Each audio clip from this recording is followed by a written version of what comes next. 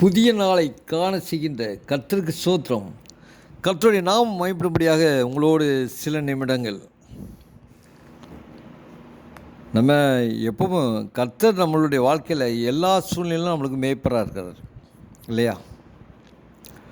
நான் ஒரு சகோதரனை பார்த்து பிரேஸ்லாட் பிரதர், பிரேஸ்லாட், அப்புறம் எப்படி நல்லா இருக்கீங்களா? நல்லா இருக்கேன். இல்லை உங்கள் முகத்தை பார்த்தா கொஞ்சம் டல்லாக இருந்த மாதிரி இருக்கு, என்ன விஷயம் அப்படின்னா, உடனே இல்லை பிரதர், அதெல்லாம் ஒன்றும் இல்லை பிரதர், ஆனால் ஒன்றுமே இல்லை பிரதர், ஆனால் ஒன்று இருக்குது. என்னென்னா அதில் ஒரு குறைவு இருக்குது, ஏதோ ஒரு குறைவு, வாழ்க்கையில் ஏதோ ஒரு குறைவு. நம்ம ஒவ்வொரு நாளும் காலையில் எழுந்திக்கும் பரப்பிட்டு தான் வேலைக்கு போகிறோம், எல்லாம் செய்கிறோம், ஆனால் ஏதோ ஒரு குறைவு, ஏதோ ஒரு குறைவு நம்மளை வாட்டுது. ஏதோ ஏதோ ஏதோ ஒரு குறைவு வாழ்க்கையில் எல்லா இடத்துலையும் ஏதோ ஒரு இடத்துல ஒரு குறைவு. ஆனால் ஆகாயத்து பறவைகளை கவனித்த பாருங்கள்னு நான் சொல்கிறாரு. அவைகள் விதைப்பதும் இல்லை, அறுப்பதும் இல்லை, அவைகளை பிழைப்போற்ற பரமபிதா அப்படின்னு சொல்கிறாரு. ஆகாயத்து பறவைகள்லாம் ஆண்டவரை நோக்கி பார்க்குதான், அவர் கரத்தை நோக்கி பார்க்குதான், குறைவில்லாதபடி எவ்வளோ சந்தோஷமாக பறந்து போகுது பார்த்தீங்களா? காட்டு புஷ்பங்களை கவனித்து பாருங்கள், அவைகள் விதைப்பதும் இல்லை இல்லையா,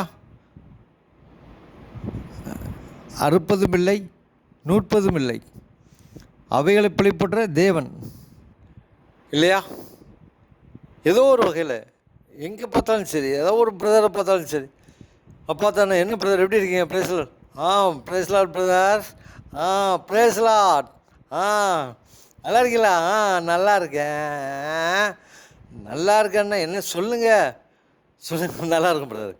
என்ன பிரதர்? இல்லை பிரதர், அது ஒரு காரியம் பிரதர், வீட்டில் என்ன காரியம்? ஒரு சின்ன பிரச்சனை பிரதர். என்ன பிரச்சனை? ஏதோ ஒரு குறைவு. என்ன குறைவு? ஏதோ ஒரு குறைவு.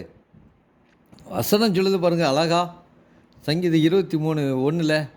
எல்லார் வீட்லேயும் இருக்குது இந்த வசனம், எல்லார் வீட்லேயும் இருக்கும். நான் போகிற சில கடைகளில் பார்த்தோன்னா ஃபஸ்ட்டு வசனம் தலையில் ஹெட்டில் பார்த்தா, கர்த்தரின் மேய்ப்பராக இருக்கிறார், நான் தாழ்ச்சி அடையேன்.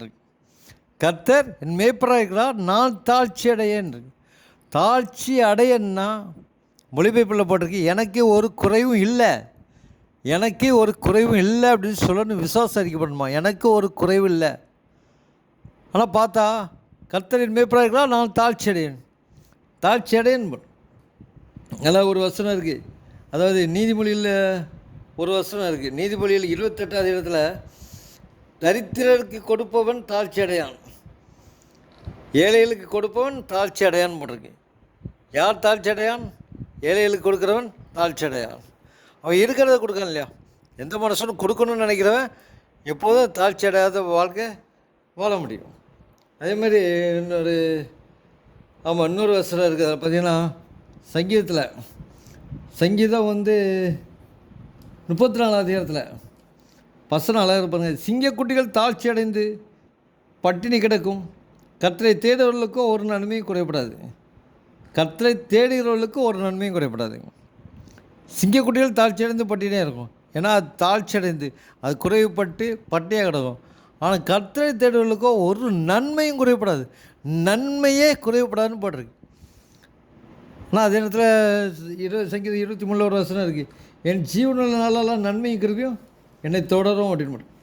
என் ஜீவனுள்ள நாளெல்லாம் நன்மையும் கிருபையும் என்னை தொடரும். சங்கீதம் 23:6, என் ஜீவனுள்ள நாளெல்லாம் நன்மையும் கிருபையும் என்னை தொடரும், நான் கர்த்தருடைய வீட்டிலே நீடித்த நாட்களை நிலைத்திருப்பேன். இது எவ்வளோ விசுவாசமாக இருக்கும் பாருங்கள், சந்தோஷமாக சொல்ல பாருங்கள். யாரும் கேட்கும்போது, என் ஜீவனுள்ள நாளெல்லாம் நன்மை கிருபை என்னை தொடரும், நான் கர்த்தருடைய வீட்டில் நீடித்த நாட்களை நிலைத்திருப்பேன். பிரதர் நீங்கள் எப்படி இருக்கீங்க? கர்த்தரின் மேய்ப்பராக இருக்கலாம், நான் தாழ்ச்சி அடையேன். கர்த்தரின் மேய்ப்பராக இருக்கலாம், எனக்கு ஒரு குறைவில்லை. கர்த்தரின் மேய்ப்பராக இருக்கலாம், நான் தாழ்ச்சி அடையேன்.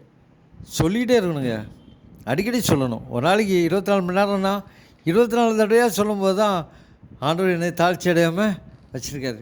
நான் குறைவில்லை, தேவன் எனக்கு எல்லாவற்றையும் தந்திருக்காரு. வசனம் சொல்லிடுது, வானம் எனக்கு சிங்காசனம், பூமி என்னுடைய பாதப்படின்னு ஆண்டவர் சொல்லியிருக்காங்க. வானமே எனக்கு சிங்காசனம், பூமி என்னுடைய பாதப்படி, நான் உன்னை விட்டு விழுதும் இல்லை, உன்னை கைவிடுதும் இல்லை.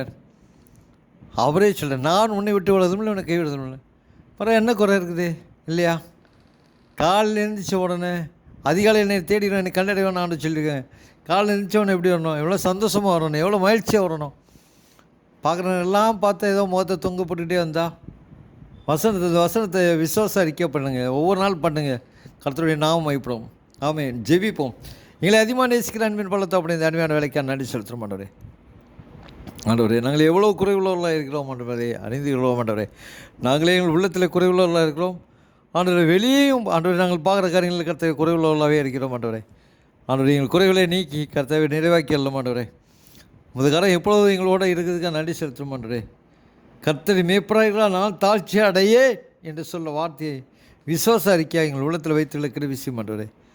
கர்த்தரின் மேய்ப்பராக இருக்கிறா, எனக்கு ஒரு குறைவு இல்லையே அப்படி சொல்லணும் ஆண்டவரே. அப்படிப்பட்ட சாட்சியான ஜீவியம் வாழ கிருபை ஆண்டவரே. சிங்கக்குட்டிகள் தான் குறைவடைந்து கர்த்தரை பட்டினே இருக்கும். ஆனால் உண்மை தேடுகிறவர்களுக்கோ ஒரு நன்மையும் குறைபடாதுன்னு சொல்லிக்க ஆண்டவரே. கர்த்தாவே உண்மை தேடுகிறவர்கள் என்னை கை விடுகிறது இல்லை. உன்னை நாமத்தை எங்களில் மகிமைப்படுத்த கிருபை செய்து கேட்டுக்கின்ற ஒவ்வொரு பிள்ளைகளையும் நீர் ஆசீர்வதிப்பீராக, பலப்படுத்துவீராக. இயேசுவின் ஜீவனில் பிதாவே. ஆமென்.